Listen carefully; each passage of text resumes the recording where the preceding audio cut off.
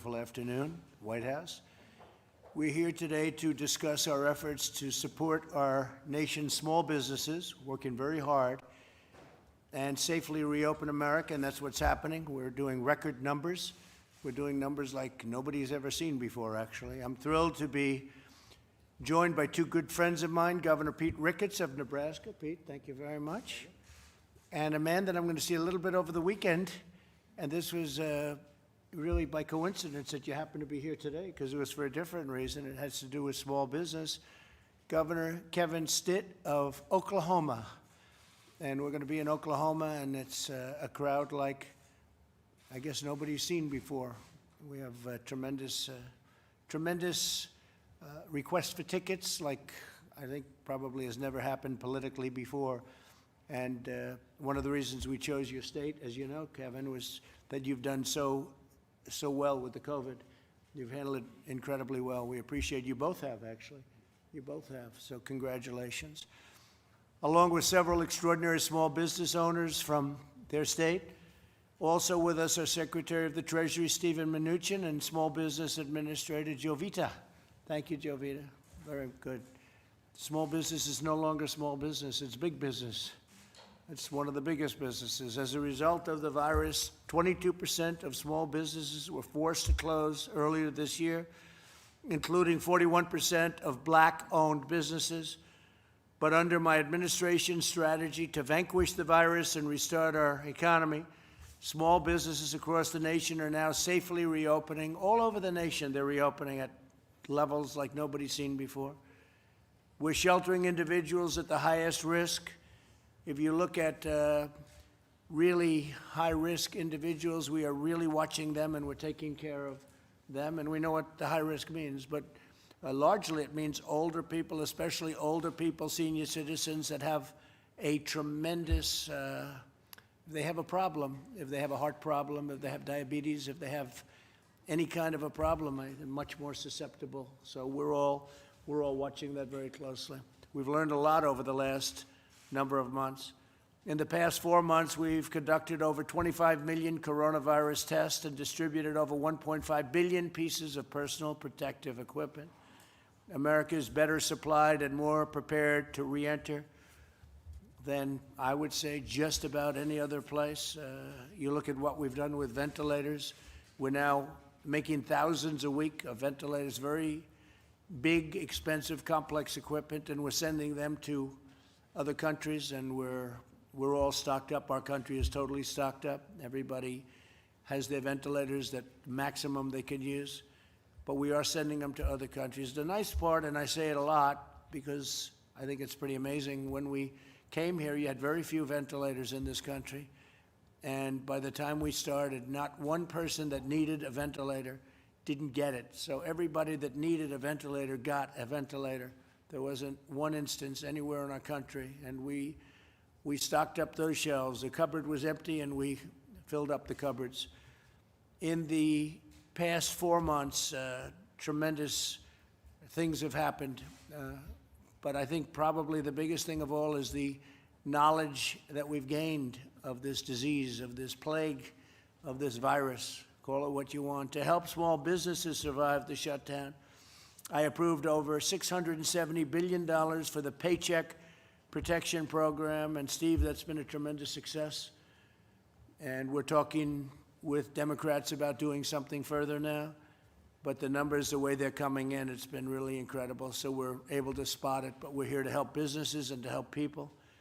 To date, we've processed over 4.6 million small business loans, saving and supporting an estimated 50 million American jobs, Jovita. That's incredible. The small business owners that we have with us this afternoon all received the PPP loans, and now their businesses are on the road to recovery, and they're doing really well. We have a lot of businesses that are doing really well. We're talking about a V shape. We're almost like an I shape. I is straight up and down, but I talked about V shape, and a lot of people disagreed with me. Not everybody, but a lot of very smart Wall Streeters were disagreeing. Now they're pretty much coming on board, saying it looks like it could be a V. So a V is the thing we were shooting for, and it looks like that's what we've got. I want to thank our people and my representatives for their decisive actions. And last month, we added a record 2.5 million jobs. It's the highest in the history of our country in 1 month. That's the highest number of jobs, 2.5 million. The Dow rose above 26,000 points, and we saw the largest surge in retail sales ever recorded. Next year is shaping up to be one of the greatest years in the history of our country from an economic standpoint. I truly believe that. I think we're going to have a great third quarter. We're going to have a great fourth quarter, and next year is going to be a phenomenal year. I believe that NASDAQ actually set the record. During a pandemic, NASDAQ just they broke their record, Larry. Is that a correct statement? So it was higher than even before. It's an amazing achievement. After I was elected president, our country added more than 7 million jobs, 12,000 factories, and trillions of dollars of wealth. We created nearly 9,000 opportunity zones, and African American, Asian American, and Hispanic American unemployment and poverty reached all-time lows. We had the greatest employment numbers we've ever had, and then we had to turn it off. We saved millions of people by doing it. We did the right thing, and now we're turning it back on, and the numbers are going up much, much faster than anybody would have thought. And it's a great honor to see it. And these two governors, by the way, have done a fantastic job. Two very extraordinary men, Nebraska and Oklahoma. We built the strongest economy the world has ever seen before the virus, and together we're doing it again. So we did it before the virus, we had to turn it off, and now we're doing it again, and that's what's happening. So now I'd like to, maybe we'll start off with Governor Ricketts, and then we'll get to my friend over here. I'll be seeing so much of you in the next couple of days. I'll take you second. Okay, thank you very much. Please. Well, thank you very much, Mr. President, and to all of your team here. We really appreciate your effort, your leadership, and that of your teams to be able to help us through this pandemic and really give us the tools to be able to manage it. The PPP program you mentioned has been tremendously successful in Nebraska because of the great relationships our community bankers have with our small businesses. We were able to take advantage of that and really cover over 80% of our payroll. So it really was a fantastic way to be able to keep people working. We had the third lowest unemployment rate in April, and we want to keep people in their jobs. We really appreciate all the work you're doing. And we've, you may recall we were one of the few states that didn't issue a stay-at-home order or a shelter-in-place order. What we did is try to take common steps and ask people to take responsibility, to be able to follow the directives that you all were putting out with regard to avoiding large groups, washing their hands, that sort of thing, and making sure they keep 6 feet in distance in public, that sort of thing.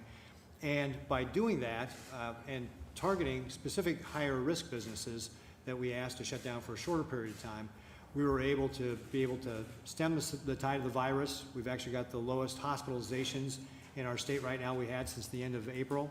So it's got a nice bell-shaped curve where it went up and now it's coming back down.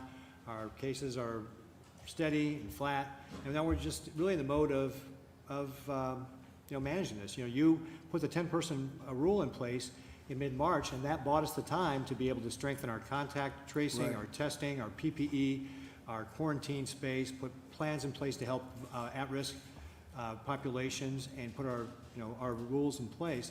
And that's what gave us the opportunity to be able to manage it. So we really appreciate all that you've done, Mr. President. Thank you. Well, you've done great, and thank you very much. And how did you do with your floods? Because you had tremendous floods. We're still actually recovering from the floods from last year. So we got kind of the double whammy. Agriculture in particular has really taken a heavy hit between what happened then, last year with the flooding, and then the pandemic this year. But again, your administration has been helpful. The Phase 1 China deal, for example, gives us a great market to be able to sell things. So we really appreciate all that you're doing to help us recover through these terrible tragedies. And they are buying a lot, aren't they? They are, and that helps. That makes such a difference, Mr. President. I can't tell you. When people aren't driving, they're not using ethanol, right? Because that gets blended into our fuel supply.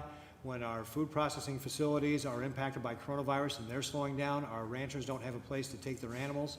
So there's a lot of impact to agriculture, and your administration has been great in working with us to be able to help them through it. That's great. Thank you very much. Thanks. Appreciate it.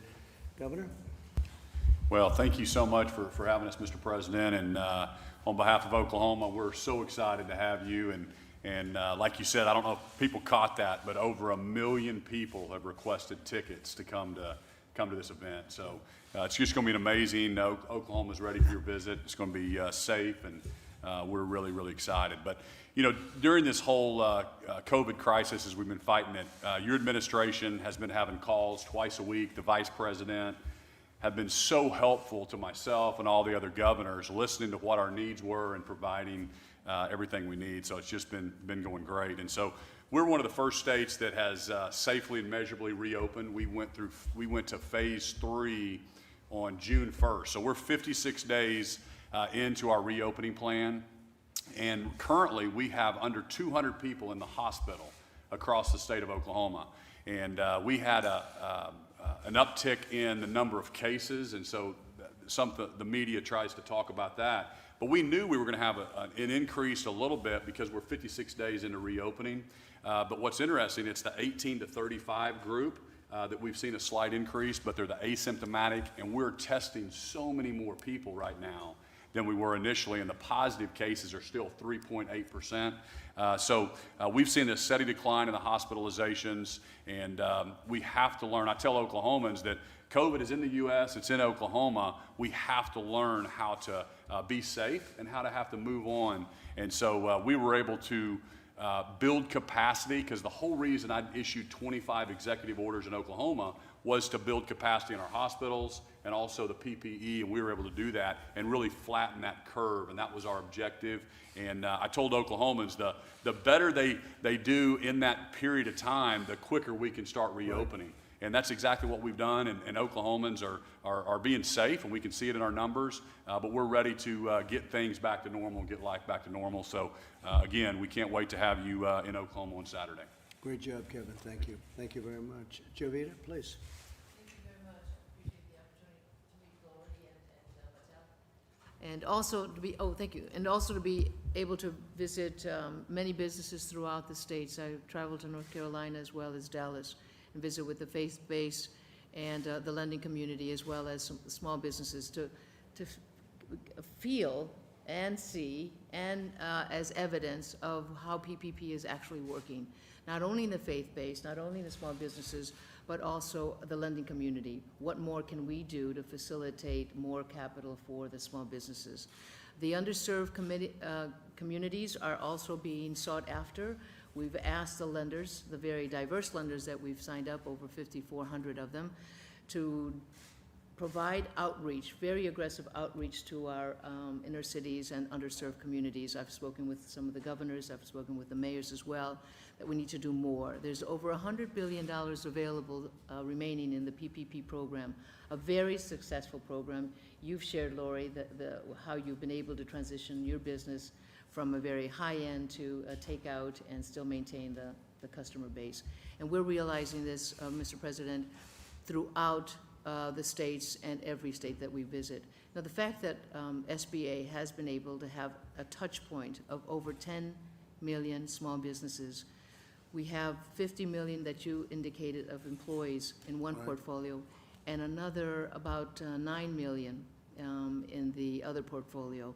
So at some point, we will be providing technical assistance, providing some coaching and counseling to be able to solidify those relationships that the new businesses have developed with the lending community.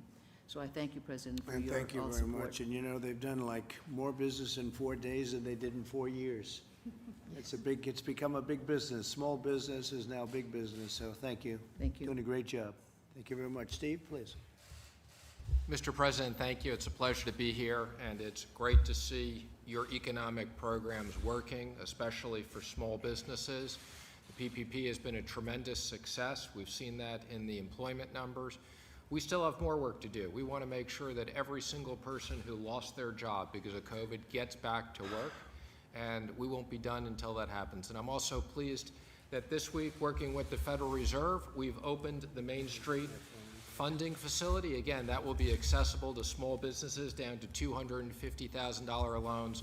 So again, a massive amount of liquidity that's been pumped into the system for small businesses. Thank you. Larry, how are we doing today? Well, weekly unemployment claims fell for the 11th straight week. It's a good sign. We're going to have job numbers in June, and I think will be very strong. I agree with Stephen. think the rescue plan worked. I think the PPP was superhuman, probably saved 55 million jobs, and we saw that with a 3 million job increase in the May numbers. I compile my list of green shoots, sir. We've got Apple Mobility for traveling, almost back to its pre-pandemic high. Home builder demand and confidence is very, very strong. Automobiles, car sales are moving from 8.6 million to 12.2 million as the factories reopen. As you noted, the retail sales number was a spectacular 18%. Michigan consumer expectations, very strong today. NFIB Optimism Index, expect economy to improve, a record jump. Expect economy to improve, a record jump. And manufacturing, the Philly Fed and the New York Fed, future activity indexes are off the charts. If I play reference to the Congressional Budget Office, if we get a 20% increase in Q3, which I think is quite possible, 20% increase in Q4, and a 5% increase in Q1 2021, we will be back to where we were in 2019. We will have made up for the lost ground. Amazing. It's not going to take That's 5 amazing. years. We will have made it up with some decent numbers by the first quarter of 2021. That's called a super V, right? Super V. I like the eyes scenario. It's called a V, it's called a V plus. Well, that's where we're headed. But we were headed to great things, and then we got hit by the Chinese plague. So, you know, that happens too. And things happen that you don't expect sometimes. So, but we built it once. We're now building it again. And it's going to be even more successful, in my opinion. Kaylee, please. Yes, Mr. President. I would just note that the V is indeed an I, and you've described this economy like a rocket ship previously, and I think the numbers you laid out are worth reemphasizing because it's exactly that. 2.5 million jobs added, blowing past expectations. You had the experts off by about 10 million jobs. That's quite an extraordinary number to be off by. Also the Dow above 26,000 points. You mentioned the NASDAQ setting the record. 7 million jobs, 9,000 opportunity zones. You're the jobs president. You did this once. You brought 7 million jobs, and quite clearly what the markets are saying is they have faith that you are the jobs president that will do this again. So most people have never built a positive economy. We're going to do it twice, and the second time is going to be better than the first, I think, Steve. We have a shot at it, right? Okay, please, go ahead. Yes, I'm Anthony Goins, and I'm honored to be here, Mr. President, representing the state of Nebraska. We were really focused on 3 things in terms of making sure that our economy stayed on track. And first, it was stabilization. So the PPP, the EIDL loan, gave us the liquidity injection that we needed to help us out. Debt servicing, our community banks work very closely with the small businesses to defer payments. And then we move into recovery. And when we talk about recovery, the $1.08 billion that we've received from the Treasury has been a huge help. We've broken it down into 4 programs: small business stabilization, rural broadband. We're giving $1 million for Gallup, and then we're also looking at taking workers that are in industries that are shrinking and retraining them in high-demand industries so we can put Nebraskans back to work in the right areas. Well, you mentioned rural broadband, and we're doing that very big for the Middle West and for our farmers, and that's a very big factor. And as you know, we've started the process already. Yes. And I think you're going to be very happy with that. Absolutely. Thank you Thank you, very sir. much. Appreciate it. Please. Good afternoon, Mr. President, governors, secretaries, directors, and honored guests. My name is Melissa Hegarty, and I'm proud and honored to be the invited guest of Governor Ricketts from the great state of Nebraska. I am a wife and mother to 2 young daughters, ages 9 and 11, as well as the co-owner of 4 bakeries in Nebraska and Iowa. We've been in business for 10 years and have approximately 92 employees. Early on in COVID-19, we decided not to lay off any employees, rather ask the ones that live at home with their parents to scale back on some of their hours if they can. By doing that, it would give the other employees that needed their shifts to be able to cover their rent and other expenses an opportunity to keep their hours. Most of our employees are in their early 20s, with no families to fall back on, so it was critical for us to take care of them any way we could. It was an important decision for the federal government to allow each state's governor to decide how to formulate their own plan of how to close and in turn reopen their state. Fortunately, my businesses in both Nebraska and Iowa were able to continue to serve our guests inside the bakery while practicing social distancing, sanitizing between guests, all while everyone wears a mask. We had several terrible weeks of sales leading into Easter. It was easily the scariest time of my life as a business owner, not knowing what would happen next. We did apply for and receive Paycheck Protection Program funds through our small locally owned bank who we've had a strong relationship with since we started back in 2010. That program has been helpful for us to continue to meet our fiduciary obligations in terms of promises to our staff, as well as paying our monthly bills. As the virus continued past Easter, we were able to increase our delivery business while adding a new service for our guests, curbside pickup. But with curbside pickup, it did come with some challenges. So increased labor would be probably the biggest effect on our bottom line. Additional employees have been added to answer the phones, and runners are needed to take orders out to the guests waiting in their car. By mid-May, sales were picking up, and we did have our best Mother's Day ever, seeing double-digit growth over last year's weekly sales. So my Nebraska bakeries have now entered phase 3, starting this upcoming Monday, of Governor Ricketts' directed health measures. We anticipate our guests' desire to celebrate all of the life's events they missed over the past 3 months. New babies, birthdays, anniversaries, retirements, with our ultimate hope that it will transfer into a much busier summer than we normally would have. I want to thank you for inviting me to be a part of this important discussion. Thank you very I'm much. honored. Great job. Thank you very much. Thanks. Please. Thank you, Mr. President. I am honored. Thank you. I'll start over. Thank you, Mr. President. I am honored to be here representing small independent restaurant industry and the great state of Oklahoma. Thank you for inviting me. I am a small independent restaurant owner. I own and operate Stella Modern Italian Cuisine in Oklahoma City. My restaurant celebrated 10 years in business in April. Prior to COVID-19, I employed 30 people in the restaurant.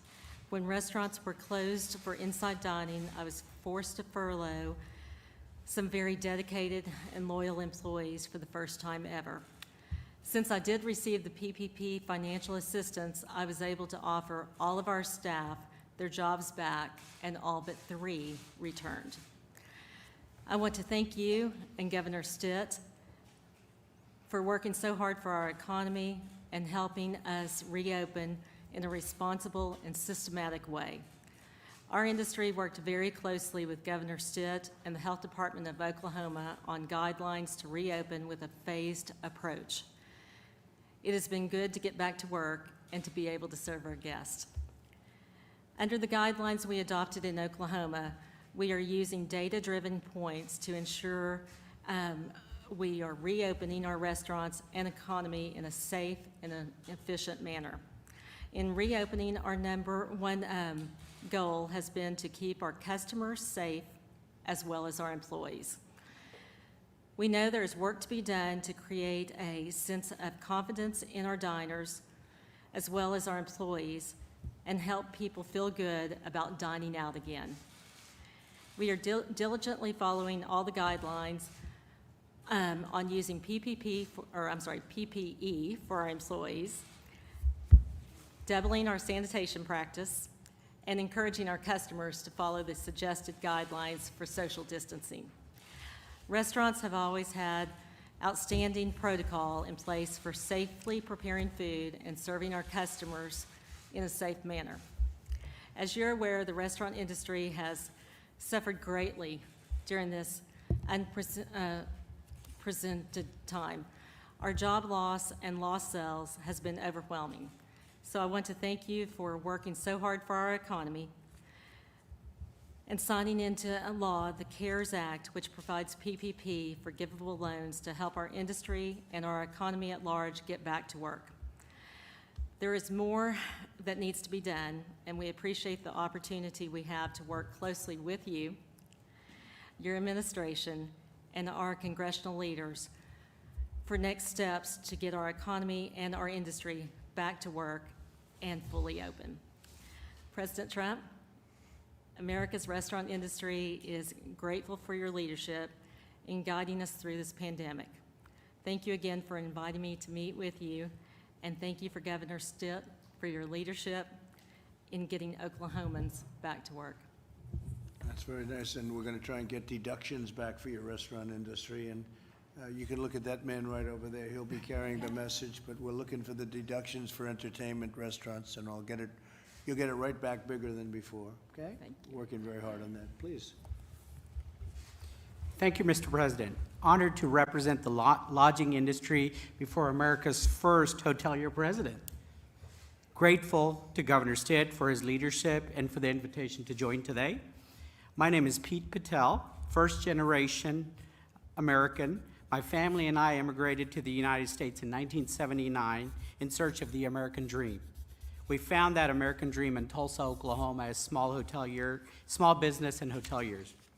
Our company owns and operates 12 hotels in eastern Oklahoma. The current crisis, lodging was the first to suffer because of shelter in place. And we will be the last to recover. It may take up to 2 years.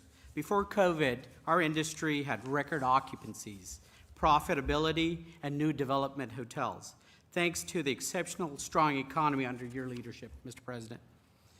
Because of COVID, occupancy dropped to 20% nationally, revenues fell by 50%, and 70% of all hotel employees were either laid off or furloughed.